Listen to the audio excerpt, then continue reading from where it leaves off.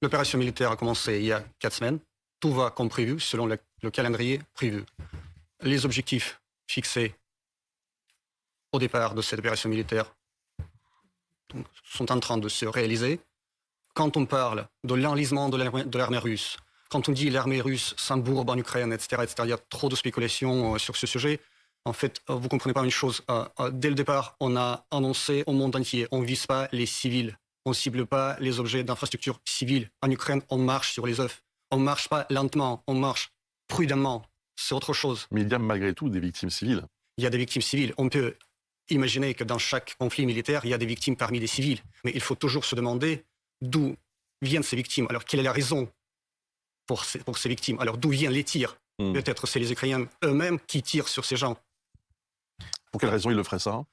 Pour une simple raison, pour provoquer les Russes, pour provoquer, tout simplement, pour discréditer la Russie, pour montrer les images les plus sombres des villes assiégées, des villes bombardées, des civils tués. Mais c'est eux-mêmes, les combattants ukrainiens, qui utilisent les civils en tant que bouclier humain pour se cacher tout simplement derrière eux, pour se garantir la vie et la survie.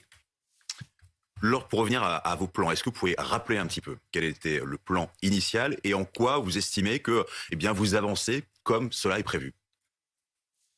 À la veille de cette opération, le président Poutine a annoncé très clairement les objectifs de cette opération, c'est-à-dire la démilitarisation de l'Ukraine, la dénazification de l'Ukraine, la protection de la population dans les républiques populaires du Donbass. Sur la dénazification, en quoi vous avancez comme prévu, par exemple? On élimine les éléments nazis en Ukraine, c'est-à-dire tous ces groupuscules nazis, les bataillons, les soi-disant bataillons nazis, on se bat contre eux. Mais comment vous avez arrivé à reconnaître un bataillon nazi de l'armée régulière ukrainienne? Vous savez, les bataillons nazis, ils se vantent être les bataillons nazis avec les insignes nazis qui reproduisent les insignes du Troisième Reich. Vous savez que ce fameux bataillon Azov, pour faire comprendre mieux au public français, ce fameux bataillon Azov, ils ont les insignes qui reproduisent à la lettre l'insigne de la division blindée Das Reich, qui était entièrement responsable pour le massacre à Oradour-sur-Glane.